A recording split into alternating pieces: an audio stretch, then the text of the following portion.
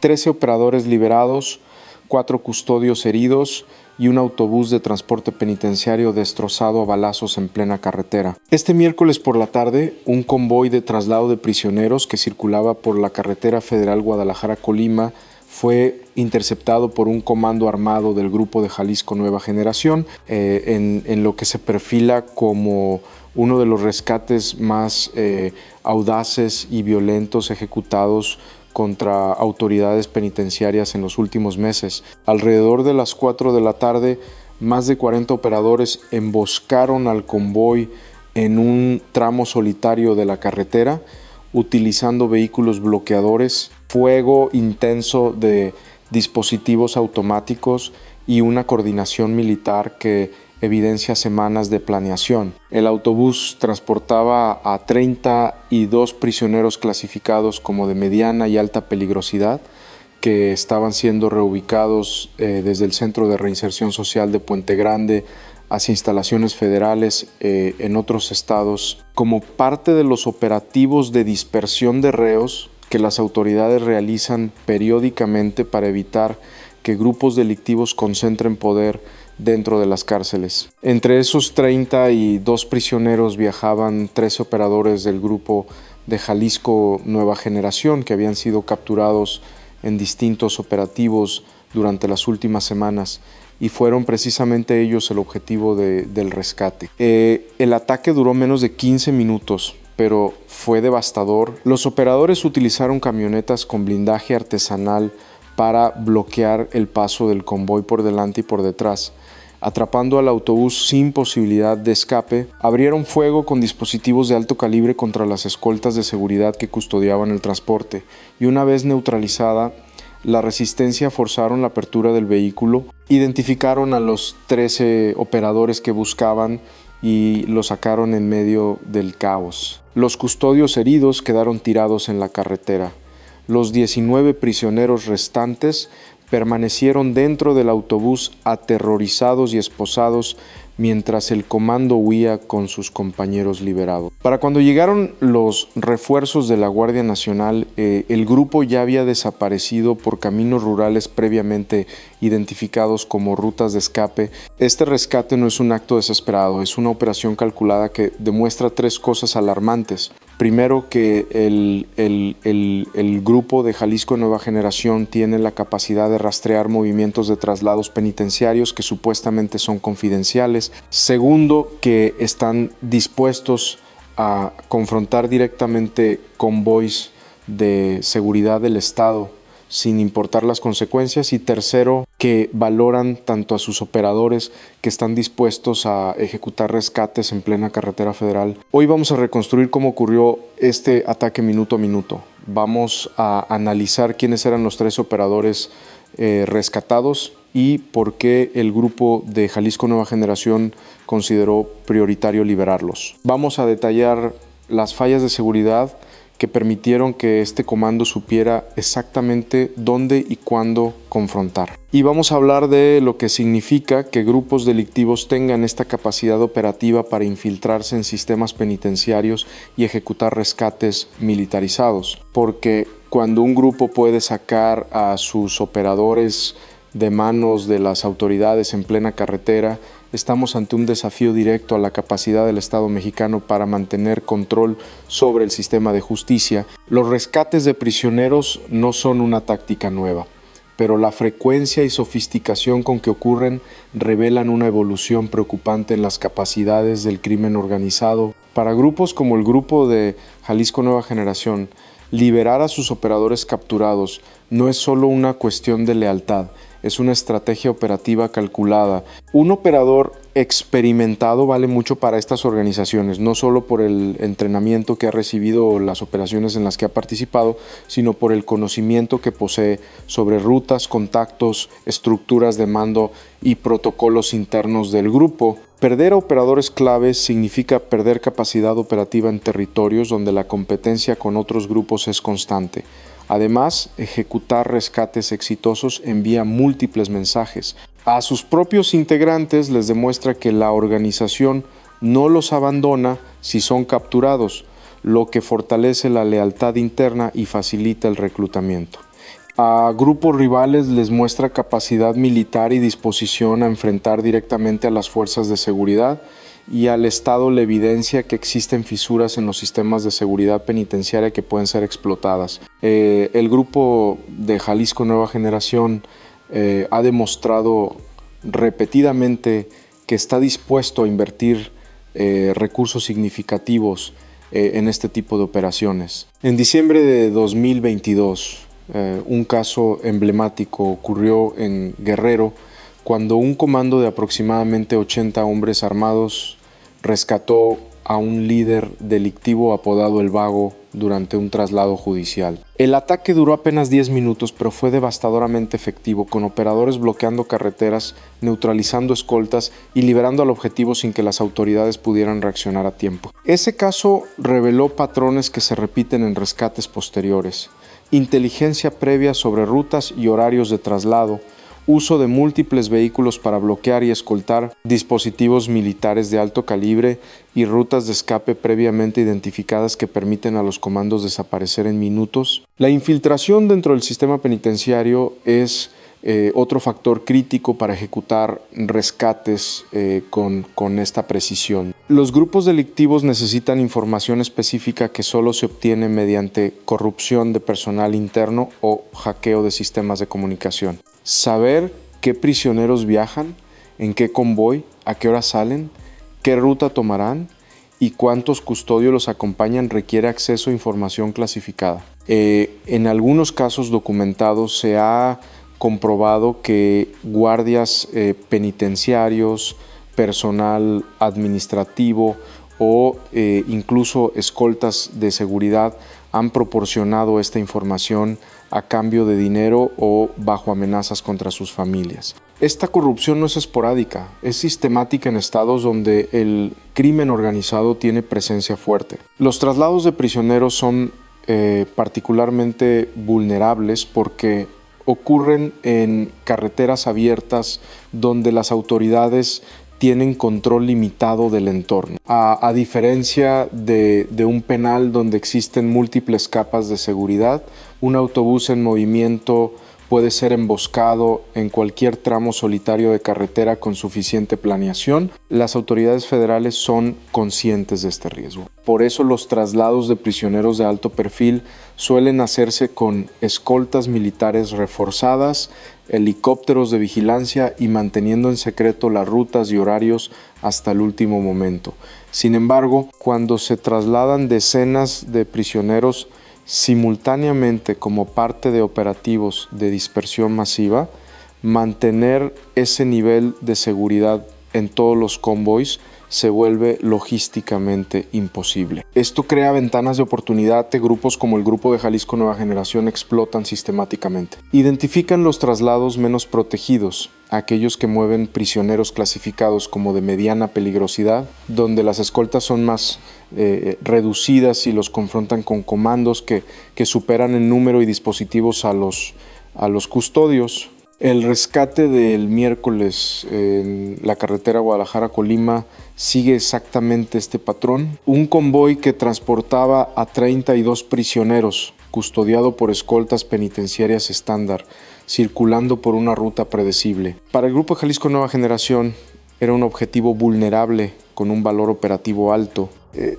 Recuperar a 13 operadores activos que habían sido capturados recientemente y cuya ausencia afectaba las operaciones del grupo en Jalisco y estados vecinos. El convoy de traslado salió del Centro de Reinserción Social de Puente Grande en Jalisco aproximadamente a las 3:30 de la tarde. El autobús de transporte penitenciario con capacidad para 40 pasajeros llevaba a bordo 32 prisioneros esposados y custodiados por 8 guardias armados distribuidos dentro del vehículo y en 2 camionetas de escolta que viajaban adelante y por detrás, atrapando al autobús sin posibilidad de escape, abrieron fuego con dispositivos de alto calibre contra las escoltas de seguridad que custodiaban el transporte y una vez neutralizada la resistencia, forzaron la apertura del vehículo, identificaron a los 13 operadores que buscaban y los sacaron en medio del caos. Los custodios heridos quedaron tirados en la carretera. Los 19 prisioneros restantes permanecieron dentro del autobús aterrorizados y esposados mientras el comando huía con sus compañeros liberados. Para cuando llegaron los refuerzos de la Guardia Nacional, el grupo ya había desaparecido por caminos rurales previamente identificados como rutas de escape. La ruta seleccionada era la carretera federal 54 que conecta Guadalajara con Colima, una vía de 2 carriles que atraviesa zonas semirurales y montañosas donde la presencia de patrullajes es limitada. El trayecto completo tomaría aproximadamente 2 horas y media sin contratiempos. Mientras el convoy avanzaba hacia el sur, al menos 3 vehículos civiles comenzaron a seguirlo a distancia prudente. Eran camionetas pick-up de modelos comunes que no levantaban sospecha inmediata. Los conductores mantenían comunicación constante mediante radios, reportando la posición exacta del convoy a otros integrantes del comando que esperaban más adelante.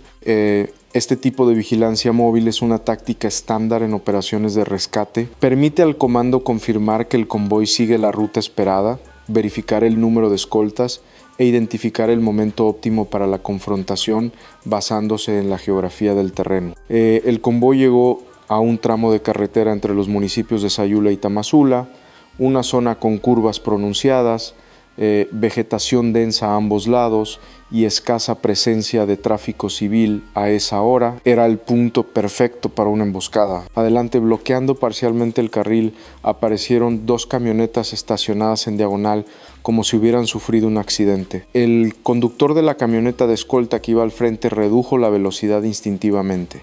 Era una trampa. En cuestión de segundos, más de 40 operadores emergieron de posiciones ocultas en ambos lados de la carretera. Llevaban vestimenta táctica negra, chalecos antibalas y dispositivos de alto calibre. Abrieron fuego de inmediato contra las escoltas. La camioneta que iba al frente del convoy recibió ráfagas concentradas en el parabrisas y las llantas. Los custodios intentaron responder al fuego, pero fueron superados en número y potencia de dispositivos en segundos. La camioneta quedó inutilizada, bloqueando el paso del autobús que se vio obligado a detenerse. Simultáneamente, otros vehículos del comando aparecieron por detrás, bloqueando la ruta de escape y abriendo fuego contra la segunda camioneta de escolta. Los custodios que intentaron salir para repeler el ataque fueron recibidos con fuego cruzado desde múltiples posiciones. El fuego fue abrumador. Los operadores dispararon cientos de proyectiles en los primeros 3 minutos, impactando las escoltas, el autobús y destruyendo las llantas de todos los vehículos oficiales para evitar cualquier intento de huida. 4 custodios resultaron heridos por disparos o metralla. Los demás se refugiaron como pudieron, incapaces de mantener una defensa efectiva ante la superioridad numérica del comando. Dentro del autobús, los prisioneros esposados gritaban y se lanzaban al piso mientras los proyectiles perforaban las ventanas y las paredes del vehículo. Los guardias que viajaban dentro intentaron mantener el control, pero sabían que estaban completamente superados. Con las escoltas neutralizadas, un grupo de operadores avanzó directamente hacia el autobús. Utilizaron herramientas pesadas para forzar la puerta trasera del vehículo, mientras otros mantenían posiciones de seguridad apuntando hacia la carretera en ambas direcciones para detectar la llegada de refuerzos. Una vez dentro, los operadores no actuaron al azar, llevaban fotografías impresas y sabían exactamente a quiénes buscaban. Gritaron nombres específicos mientras revisaban las identificaciones de los prisioneros esposados. 13 hombres respondieron, eran los operadores del grupo que habían sido capturados en operativos recientes. Los operadores del comando utilizaron cortadores de metal para romper las esposas y cadenas que sujetaban a los 13 prisioneros. Uno por uno fueron sacados del autobús y subidos a las camionetas del comando que esperaban con los motores encendidos. Con los 13 objetivos asegurados, el comando ordenó la retirada. No había tiempo que perder. Las autoridades ya habían sido alertadas y los refuerzos estaban en camino. Los operadores abordaron rápidamente sus vehículos que salieron en convoy a alta velocidad por caminos rurales previamente identificados. El grupo se dividió en 3 columnas que tomaron rutas diferentes para dificultar la persecución. Conocían el terreno perfectamente. Utilizaron caminos de terracería que conectaban con ranchos privados donde tenían vehículos de reemplazo esperando. En menos de 20 minutos las camionetas originales fueron abandonadas e incendiadas, mientras los rescatados y rescatadores continuaban su escape en vehículos limpios, sin reportes de robo. Elementos de la Guardia Nacional y Policía Estatal llegaron al punto de la emboscada 5 minutos después de que el comando hubiera huido. Encontraron el autobús destrozado a balazos, las camionetas de escolta inutilizadas, 4 custodios heridos, sangrando en la carretera y 19 prisioneros todavía esposados dentro del vehículo, aterrorizados pero ilesos. Los paramédicos atendieron a los heridos mientras elementos de seguridad establecieron un perímetro y comenzaron la persecución del comando por las rutas más obvias. Pero ya era demasiado tarde. Los operadores habían desaparecido en la red de caminos rurales que atraviesan la región con múltiples rutas de escape y vehículos imposibles de rastrear. Las autoridades estatales confirmaron el ataque y el rescate de 13 prisioneros. Se activaron protocolos de búsqueda en toda la región, estableciendo retenes en carreteras principales y alertando a corporaciones de estados vecinos. Helicópteros de la Guardia Nacional sobrevolaron la zona intentando detectar los vehículos fugitivos, pero el comando del grupo había ejecutado el rescate con precisión militar. En menos de 15 minutos había neutralizado las escoltas, identificado y extraído a sus operadores y desaparecido sin dejar rastro útil para las autoridades. Una operación que evidenciaba semanas de planeación e infiltración en sistemas de información penitenciaria y un nivel de coordinación que solo grupos delictivos altamente estructurados pueden lograr. La identidad de los 13 rescatados revela por qué el grupo consideró prioritario ejecutar esta operación arriesgada.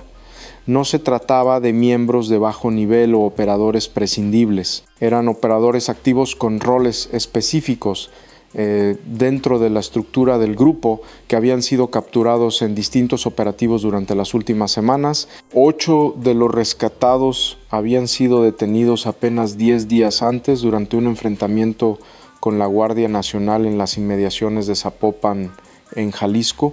Ese operativo había desmantelado una célula que operaba puntos de venta de sustancias y ejecutaba cobros de extorsión en la zona metropolitana de Guadalajara. Los operadores capturados en esa ocasión portaban dispositivos de alto calibre, chalecos antibalas y equipo de comunicación encriptado que evidenciaba su nivel de profesionalización. 3 más formaban parte de un grupo especializado en logística y transporte de sustancias sintéticas que había sido interceptado en un punto de revisión carretero cerca de Tepatitlán. Las autoridades habían encontrado en su vehículo más de 50 kilogramos de metanfetamina ocultos en compartimentos secretos, además de documentación que revelaba rutas de distribución hacia estados del norte del país. Los 2 restantes eran operadores de seguridad personal de un líder regional del grupo en Jalisco. Habían sido capturados durante un operativo de inteligencia que buscaba localizar a su jefe, quien logró escapar, pero dejó atrás a sus escoltas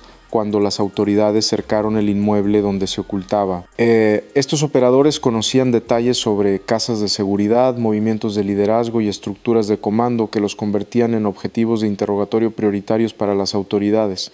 Todos enfrentaban cargos federales graves: delincuencia organizada, portación de dispositivos de uso exclusivo del ejército, posesión de sustancias con fines de distribución y en algunos casos incidentes cualificados. Las penas a las que enfrentaban superaban los 20 años de prisión sin posibilidad de reducción.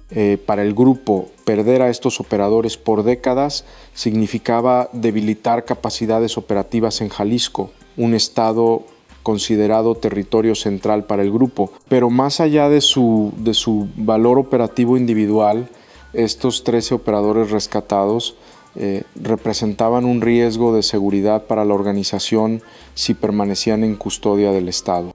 Durante los interrogatorios, las autoridades buscan obtener información sobre estructuras de mando, localizaciones de laboratorios, rutas de tráfico y detalles sobre operaciones futuras. Algunos detenidos, ante la perspectiva de décadas en prisión, optan por negociar reducciones de sentencia, proporcionando información valiosa que puede desmantelar células enteras. El grupo ha sido históricamente agresivo en prevenir que sus integrantes colaboren con autoridades. Los rescates son una forma de asegurar la lealtad. Los operadores saben que si son capturados, la organización hará lo posible por liberarlos. Pero también es un mensaje implícito de amenaza.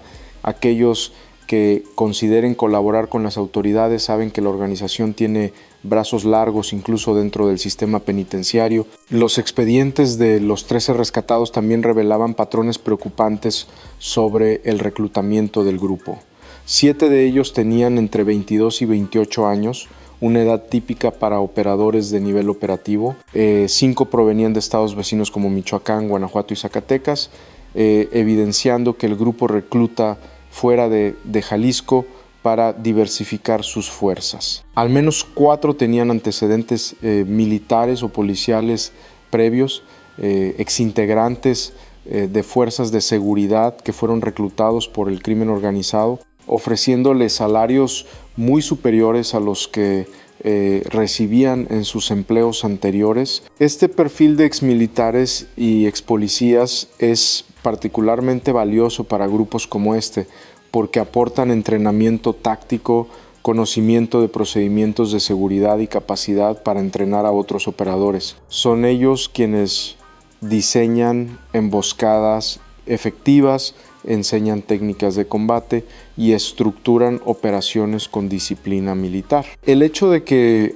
el grupo invirtiera recursos significativos para rescatar específicamente a estos 13 operadores en lugar de abandonarlos al sistema judicial, demuestra cuánto valora la organización a sus operadores entrenados. Para el grupo, perder personal capacitado tiene un costo operativo alto que justifica el riesgo de ejecutar rescates en plena carretera federal. Para ejecutar un rescate con la precisión demostrada en este ataque, el grupo necesitaba información específica que solo se obtiene mediante infiltración en sistemas de seguridad penitenciaria. Saber qué prisioneros viajaban en ese convoy, a qué hora saldrían, qué ruta tomarían y cuántos custodios los acompañaban requiere acceso privilegiado a información clasificada. La filtración de información sobre traslados penitenciarios es un problema documentado en múltiples estados de México. En algunos casos, guardias penitenciarios o personal administrativo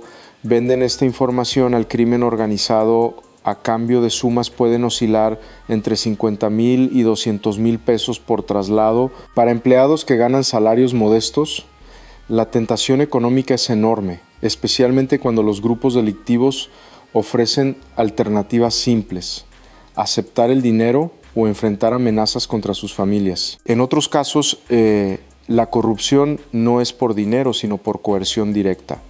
Los grupos investigan a guardias penitenciarios, identifican sus domicilios, sus rutinas, los colegios donde estudian sus hijos, luego los abordan con un mensaje claro o proporcionan la información solicitada o sus familias pagarán las consecuencias. Esta táctica de intimidación ha resultado efectiva para conseguir colaboradores dentro de instituciones que deberían ser impenetrables. El caso del miércoles muestra múltiples indicadores de filtración interna. El comando del grupo sabía exactamente cuántos vehículos componían el convoy, cuántos custodios lo acompañaban y, lo más revelador, sabían que entre los 32 prisioneros trasladados viajaban específicamente los 13 operadores que buscaban. Esa información no está disponible públicamente, solo personal con acceso a manifiestos de traslado y documentación oficial podría conocer esos detalles.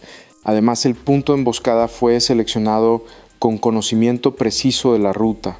Los traslados penitenciarios federales suelen variar las rutas justamente para evitar emboscadas predecibles. Sin embargo, en este caso el comando estaba posicionado exactamente en el tramo correcto de la carretera, con tiempo suficiente para establecer posiciones ocultas y preparar vehículos bloqueadores. Esto sugiere que conocían no solo la ruta general, sino probablemente detalles específicos del itinerario. Las investigaciones posteriores al rescate se enfocarán inevitablemente en identificar la fuente de la filtración. Las autoridades revisarán quién tuvo acceso a la información del traslado desde el personal que elaboró los manifiestos hasta los escoltas que fueron notificados de la operación. También analizarán comunicaciones telefónicas y registros de acceso a sistemas informáticos penitenciarios buscando patrones sospechosos. Pero el problema va más allá de identificar a un colaborador específico. Es un problema sistémico de seguridad en el manejo de información sensible. Los traslados penitenciarios involucran a múltiples niveles de personal, desde autoridades que autorizan los movimientos hasta choferes que operan los vehículos. Cada eslabón en esa cadena representa un punto potencial de filtración. Las autoridades federales han intentado reforzar protocolos de seguridad en traslados de prisioneros de alto perfil mediante el uso de rutas secretas, notificaciones de último minuto al personal operativo y escoltas militares reforzadas. Sin embargo, cuando se trata de traslados masivos de decenas de prisioneros clasificados como de mediana peligrosidad, mantener ese nivel de seguridad en todos los convoyes se vuelve logísticamente insostenible. Esta vulnerabilidad crea oportunidades que grupos como este explotan sistemáticamente. Identifican los traslados menos protegidos, aquellos donde las medidas de seguridad son estándar en lugar de reforzadas, y concentran sus esfuerzos en infiltrar información sobre esos movimientos específicos. Otro factor que facilitó el rescate fue la zona geográfica seleccionada para el ataque. El tramo de carretera entre Sayula y Tamazula atraviesa territorios donde el grupo tiene presencia histórica y conocimiento detallado del terreno. Los comandos conocen cada camino rural, cada ruta de escape, cada rancho donde pueden ocultarse. Esta ventaja territorial les permite ejecutar ataques rápidos y desaparecer antes de que lleguen refuerzos, aprovechando que las autoridades no pueden monitorear simultáneamente todas las vías secundarias de la región. La efectividad del rescate también expone limitaciones en los tiempos de respuesta de las fuerzas de seguridad. Aunque la Guardia Nacional fue alertada inmediatamente después del ataque, los 5 minutos que tardaron en llegar al punto de la emboscada fueron suficientes para que el comando completara el rescate y escapara. En zonas rurales, donde las bases de seguridad pueden estar a decenas de kilómetros de distancia, ese margen de tiempo es una ventaja enorme para los grupos delictivos. La Fiscalía General de la República abrió una investigación inmediata, no solo para perseguir a los operadores fugados, sino para determinar cómo el grupo obtuvo información detallada sobre el traslado. Se conformó un equipo especial para revisar al personal que tuvo acceso a los manifiestos del convoy, analizar comunicaciones internas y detectar posibles infiltraciones dentro del sistema penitenciario. La Secretaría de Seguridad y Protección Ciudadana emitió un comunicado confirmando el rescate y anunciando que se reforzarían los protocolos de traslado de prisioneros en todos los estados. Sin embargo, no es la primera vez que las autoridades prometen mejoras en seguridad penitenciaria. Después de incidentes graves, el verdadero desafío será implementar cambios estructurales que realmente prevengan futuras filtraciones. Los 4 custodios heridos fueron trasladados a hospitales donde recibieron atención médica. Afortunadamente, ninguno presentó heridas mortales, aunque 2 quedaron en condición seria debido a impactos de proyectiles en extremidades. Los 19 prisioneros que permanecieron en el autobús fueron reubicados bajo protocolos de seguridad reforzados, aunque varios expresaron temor de sufrir represalias si el grupo considera que alguno de ellos proporcionó información a las autoridades. Las autoridades estatales de Jalisco y Colima establecieron retenes en carreteras y caminos rurales durante las siguientes 48 horas, intentando localizar a los 13 fugados. Se emitieron órdenes de aprehensión renovadas y se compartió información con corporaciones de estados vecinos. Sin embargo, la realidad es que para cuando se desplegaron estos operativos de búsqueda, los rescatados ya habían sido trasladados a casas de seguridad donde permanecerán ocultos hasta que el grupo considere seguro reintegrarlos a operaciones. Lo que este rescate revela sobre el estado de seguridad en México es preocupante. Este ataque en plena carretera federal no es un incidente aislado, es la evidencia más reciente de una verdad que no podemos ignorar. El crimen organizado en México ha alcanzado niveles de sofisticación operativa que le permiten desafiar directamente al Estado en sus funciones más básicas, como mantener el control sobre prisioneros bajo custodia judicial. Cuando un grupo puede infiltrar sistemas de información penitenciaria, planear rescates con precisión militar, desplegar comandos de 40 operadores a plena luz del día, confrontar convoys oficiales y desaparecer sin consecuencias inmediatas, estamos ante una crisis de capacidad estatal que va más allá de la simple violencia delictiva. El grupo demostró que tiene los recursos, la inteligencia y la audacia para sacar a sus miembros de manos de la justicia cuando lo considera necesario. Eso erosiona fundamentalmente la percepción de que el sistema judicial puede funcionar efectivamente. ¿Qué sentido tiene que las fuerzas de seguridad arresten operadores y los grupos pueden simplemente rescatarlos días después? Esta pregunta genera desmoralización en las corporaciones policiales y alimenta la sensación de impunidad que fortalece al crimen organizado. La corrupción dentro del sistema penitenciario es el factor que hace posibles estas operaciones. Sin información interna precisa, los rescates serían exponencialmente más difíciles de ejecutar. El grupo no está adivinando rutas de traslado, está recibiendo información detallada de colaboradores dentro de las instituciones, y eso significa que ningún traslado está verdaderamente seguro mientras existan empleados dispuestos a vender información o susceptibles a amenazas. México necesita reformas profundas en el manejo de seguridad penitenciaria, mejores salarios y protección para custodios que enfrentan tentaciones económicas y amenazas, sistemas de información más seguros con controles de acceso estrictos y auditorías constantes, protocolos de traslado que incluyan variaciones impredecibles de rutas y horarios, incluso para prisioneros de mediana peligrosidad, y consecuencias severas e inmediatas para cualquier empleado que filtre información al crimen organizado. Pero más allá de las medidas técnicas, hay una batalla que se libra en el terreno de la credibilidad institucional.